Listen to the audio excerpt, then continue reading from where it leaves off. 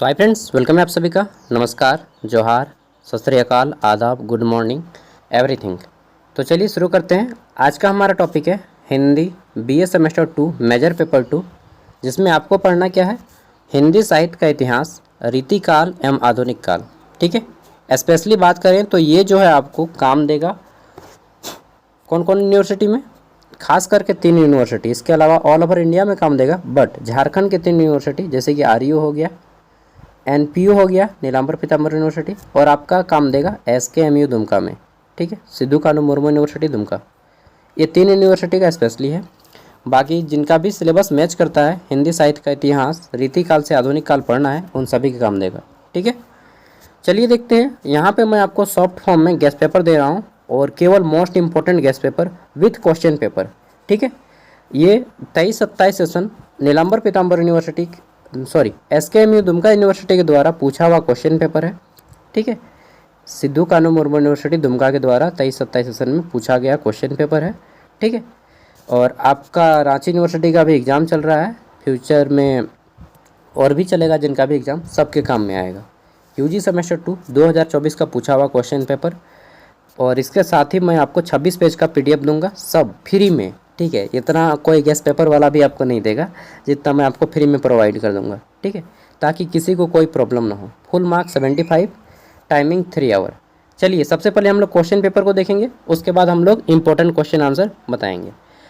तो 75 नंबर का एग्जाम होगा, पास करने के लिए 30 नंबर लाना होगा। ठीक है, सबसे पहले देखिए हम लोग 1 मार्क्स वाले क्वेश्चन को सॉल्व करेंगे। तो क्वेश्चन नंबर 1, जिसमें आपके 15 मार्क्स वाले प्रश्न हैं, इसको सबसे लास्ट में सॉल्व करेंगे।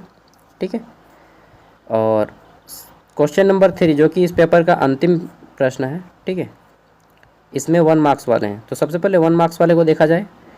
1 मिनट, पेज नंबर इधर उधर हो गया ना, ये पेज नंबर 2 है, पेज नंबर 3 यहाँ पे है। ठीक है, तो हमारा 1 मार्क्स वाले पहले करते हैं। इसको मैं सीरीज वाइज कर दूंगा जब आपको पीडीएफ दूंगा कुछ देर बाद। तो निम्नलिखित सभी प्रश्नों अनिवार्य हैं, और यथाउचित अपने ही शब्दों में उत्तर करना है आपको, जितना भी क्वेश्चन में आंसर कीजिएगा। ठीक है, इसमें आपको अति संक्षिप्त, मतलब कि एकदम शॉर्ट में आंसर करना है। 1 नंबर का है तो आप 1 शब्द में या फिर 1 लाइन में कीजिएगा। पहला है, रीतिकाल को श्रृंगार काल के नाम से किस विद्वान ने अभिहित किया था। ठीक है, मतलब रीतिकाल को किसने श्रृंगार काल का नाम दिया, ये पूछा गया है। ठीक है, तो आप आंसर कर लीजिएगा अगर आपके सामने कॉपी पेन होगा तो। आचार्य विश्वनाथ प्रसाद मिश्र। ठीक है, आचार्य विश्वनाथ प्रसाद मिश्र ने किया था। आचार्य विश्वनाथ प्रसाद मिश्र ने रीतिकाल को श्रृंगार काल कहा था। ठीक है, ख नंबर है हमारा, रीतिकाल की पृष्ठभूमि एवं काव्य धारा पर प्रकाश डालें। रीतिकाल की पृष्ठभूमि और काव्य धारा बताना है। तो देखिए रीतिकाल की, एक मिनट, ये जो हमारा क्वेश्चन नंबर को है, इसके बाद हम थोड़ा सा इसको पीडीएफ को अरेंज नहीं कर पाए हैं, आपको अरेंज करके दे देंगे। यहाँ पे आएगा हमारा ख नंबर। ठीक है, इसमें है, रीतिबद्ध परंपरा के किसी एक कवि का नाम बताइए। तो रीतिबद्ध परंपरा में कई कवि थे, जैसे चिंतामणि हो गए, केशव दास हो गए। ठीक है, तो कोई भी एक का नाम लिख दीजिए, काम चल जाएगा। ग नंबर में पूछा गया है, भारतेंदु युग की समय सीमा कब से कब तक मानी जाती है। तो भारतेंदु युग जो है 1850 से, देखिए अलग अलग जगह पे अलग अलग आपको मिलेगा देखने को। तो मैं कहूँगा 1850 से लेकर के आप 1900 लिखिए, सबसे अच्छा रहेगा। 1850 से 1900 भारतेंदु युग। ठीक है, नेक्स्ट है हमारा, महादेवी वर्मा किस युग की कवित्री हैं। तो महादेवी वर्मा जो है छायावादी युग की कवित्री हैं। किस युग? छायावादी युग। अगला है हमारा अंगा नंबर, मातृभूमि कविता के कवि का नाम बताइए। तो देखिए मातृभूमि जो कविता लिखे वह लिखे मैथिली शरण गुप्त ने। ठीक है, मैथिली शरण गुप्त, इन्होंने गलत लिखा है, शरम लिख दिया है, शरम नहीं होगा। ठीक है, शरम मतलब होता है शर्माना, साई इंग्लिश में बोलते हैं, तो शरम नहीं होगा, मैथिली शरण गुप्त। ठीक है, ये 1 मार्क्स वाले क्वेश्चन आपके भी एग्जाम में 5 गो आएगा। अब जरूरी नहीं कि यही प्रश्न आएगा। उसके बाद देखिए यहाँ पे इनका 15 मार्क्स वाले क्वेश्चन किस टाइप से आते हैं। ठीक है, तो सबसे पहले आता है 15 मार्क्स वाले 6 प्रश्न हैं, जिसमें से किसी 4 को आपको बनाना है। ठीक है, और 15 मार्क्स वाले प्रश्नों का आंसर कोशिश कीजिएगा आप लोग 3 खड़ा पन्ना में देने का, मतलब मिनिमम 500 वर्ड्स में, 500 शब्दों में। ठीक है, 3 खड़ा पन्ना, 3 खड़ा पन्ना में 6 पेज होता है। लिखने की स्पीड थोड़ा धीरे है तो 2 खड़ा पन्ना में कीजिएगा, ठीक है। वर्ड लिमिट बहुत ज़रूरी है मार्क्स को अचीव करने के लिए। तो हमारा पहला प्रश्न है, रीतिकाल की विभिन्न परिस्थितियों का उल्लेख कीजिए, ये पूछा गया था। रीतिकाल की कौन कौन सी परिस्थितियाँ हैं सब के बारे में डिटेल बताइए, ठीक है। ख नंबर में हमारा रीतिकाल की पृष्ठभूमि एवं काव्य धारा पर प्रकाश डालें। रीतिकाल की पृष्ठभूमि और काव्य धारा दोनों के बारे में बताना है, ठीक है। ग नंबर में पूछा गया था कि आधुनिक काल में हिंदी गद्य साहित्य के विकास पर प्रकाश डालें, ठीक है। आधुनिक काल में हिंदी गद्य साहित्य का विकास कैसे हुआ, किनका योगदान रहा, ये बताना है। घ नंबर में आधुनिक हिंदी काव्य की प्रमुख प्रवृत्तियाँ कौन कौन सी है, ये बताइए, ठीक है। अंग नंबर में पूछा गया है, यानी कि 5वां प्रश्न 15 मार्क्स का, द्विवेदी युग, ठीक है। द्विवेदी युग की पृष्ठभूमि और प्रवृत्तियों पर प्रकाश डालें, ठीक है। 4 नंबर की बात करें तो इसमें पूछा गया है, कवि जयशंकर प्रसाद का जीवन परिचय देते हुए उनकी काव्यगत विशेषताएं लिखिए, ठीक है। तो ये देखिए 6 प्रश्न जो है 15 मार्क्स वाले हैं। 5 मार्क्स वाले में देखिए सप्रसंग व्याख्या करने को आपको भी आएगा, ठीक है। इसमें क्या क्या पूछा गया था, तो देखिए पूछा गया है कि हिमाद्री तुंग श्रृंग से प्रबुद्ध शुद्ध भारती स्वयं प्रभा समुज्वला स्वतंत्रता पुकारती, ठीक है। अमृत वीरपुत्र दृढ़ प्रतिज्ञ सोच लो, प्रशस्त पुण्य पंथ है, बढ़े चलो बढ़े चलो। तो एक नंबर है, अगर जो अच्छा से पढ़ पाएगा, मैं तो अच्छे से नहीं पढ़ पाया, फर्स्ट टाइम रीड किया हूँ, जो अच्छे से पढ़ पाएगा, सच बता रहा हूँ, ऐसा बोलेगा कि लगेगा कि कोई मतलब ग्रेट पर्सन बोल रहा है, ठीक है। तो इसको सप्रसंग व्याख्या करना है, किसी दो को, पहला है। दूसरा है विस्तृत नभ पर कोई विस्तृत नभ का कोई कोना मेरा न कभी अपना होना, ठीक है। उसके बाद है परिचय इतना इतिहास यही उमड़ी कल थी मिट आज चली। गा नंबर में है फिर शशि किरणों से उतर उतर कर, शशि किरणों से उतर उतर कर भू पर काम रूप नभचर, नभचर मतलब जो आकाश में विचरण करता हो, ठीक है। चूम नवल कलियों का मृद मुख सिखा रहे थे मुस्कान, ठीक है। तो ये आपका ग नंबर है। घ नंबर है आपका यहाँ पे पेट पीठ दोनों मिलकर हैं एक, पेट पीठ दोनों मिलकर हैं एक, चल रहा लकू टिया टेक, मुट्ठी भर दाने को भूख मिटाने को, मुंह फटी पुरानी झोली फैलाता, 2 टुक कलेजे के करता पछताता पथ पर आता, ठीक है। मैं अच्छे से बोल नहीं पाया, सॉरी, लेकिन जो इसको अच्छे से बोल पाएगा, कंठस्थ कर लेगा ना, लगेगा कि कोई वाकई में राइटर बोल रहा है, ठीक है। तो ये क्वेश्चन पूछे गए थे। अब देखिए मैं आपको कुछ इंपॉर्टेंट क्वेश्चन दे रहा हूँ, जो इनका आंसर यहाँ पे आपको मिल जाएगा, ठीक है। और 1-2 प्रश्न का आंसर नहीं भी मिला है, मतलब मैं ये ऑलरेडी दे चुका था, तो कुछ क्वेश्चन मैच किए हैं, कुछ क्वेश्चन नहीं किए हैं। आपके एग्जाम में सब क्वेश्चन लगभग मैच कर जाएगा। आप प्रीवियस ईयर भी सॉल्व कीजिए और इंपॉर्टेंट क्वेश्चन भी, ठीक है।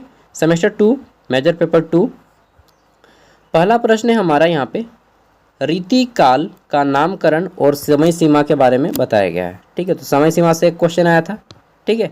देखिए सबका समय सीमा अलग अलग है, मैंने बताया, तो आप एडजेक्ट दीजिए कि 1850 से 1900 समय सीमा दे दीजिए, हालांकि सभी का अलग अलग है, लिख दीजिएगा कि विभिन्न विद्वानों में मतभेद पाया गया है, ठीक है।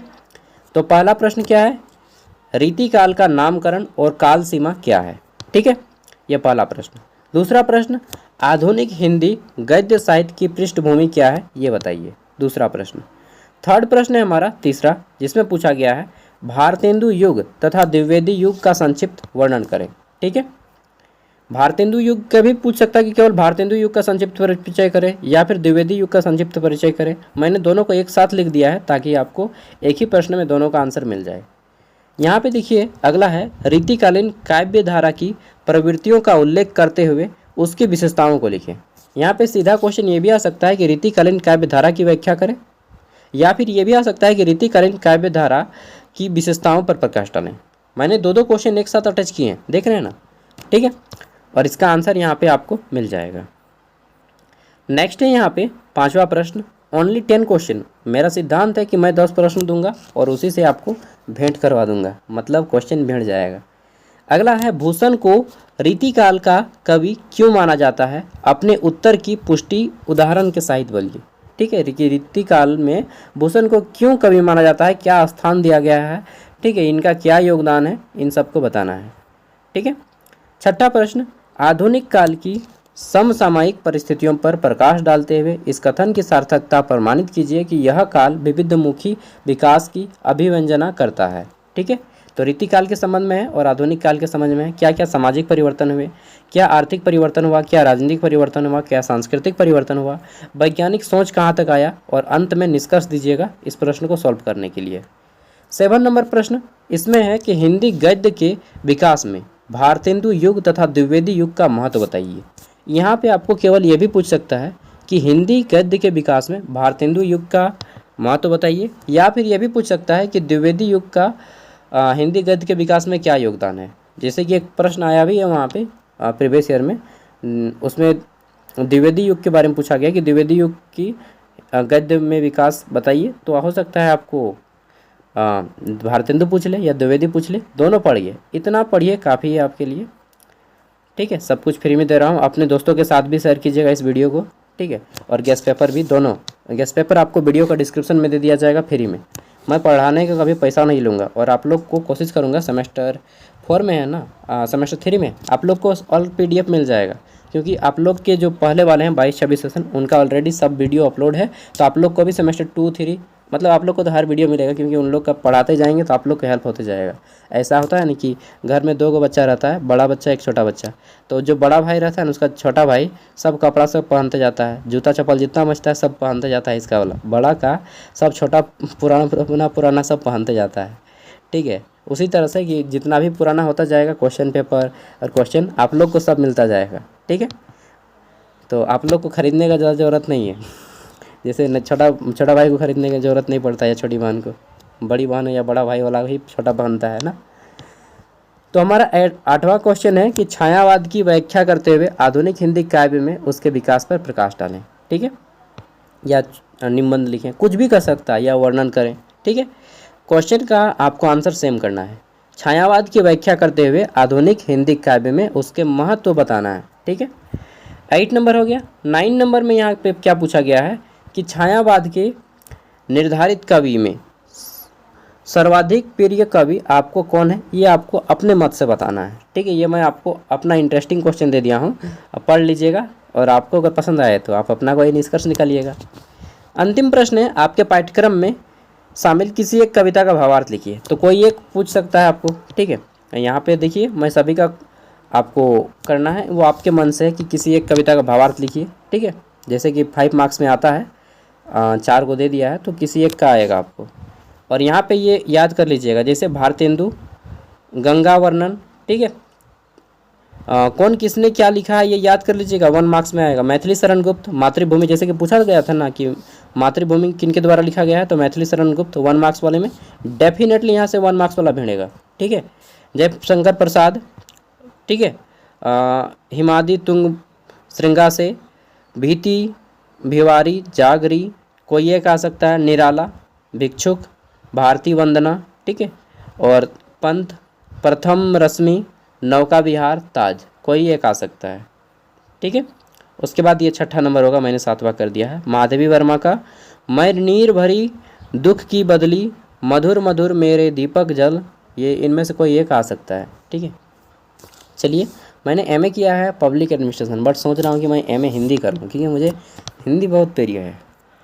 ठीक है, और मैं अक्सर जब इंटरव्यू भी इंग्लिश में देता हूँ कहीं पे, जैसे किसी भी जाता हूँ कॉलेज वगैरह में इंटरव्यू देने के लिए, तो बोलते बोलते मैं बोलता हूँ sir I am more comfortable in Hindi, so I would like to prefer in this language if you are comfortable. तो वो भी बोलते हैं yes yes I am also comfortable, then हम हिंदी में बात करने लगते हैं। ठीक है, तो इंग्लिश में बात करना है शौक़ है, लेकिन हिंदी मेरी पैसन है। ठीक है, हिंदी ज़्यादा मैं मतलब हर कोई हिंदी को ज़्यादा प्रेफर करेगा हमारे देश में। चलिए, इसका PDF मैं आपको सब कुछ दे दूंगा फ्री में, अपने दोस्तों के साथ शेयर कीजिएगा। और मेजर पेपर 3 ऑलरेडी अपलोड है, आप सर्च मारिएगा ज्ञान सागर चैनल का नाम लेके तो आपको मिल जाएगा। माइनर पेपर भी अपलोड है, MDC पेपर भी अपलोड है, और आपका हर पेपर अपलोड है, AEC लेकर हर कुछ एवरीथिंग। तो वीडियो को तो लाइक बनता है इतने में, फेस मैं दिखाऊंगा, टाइम आएगा तो। बाय।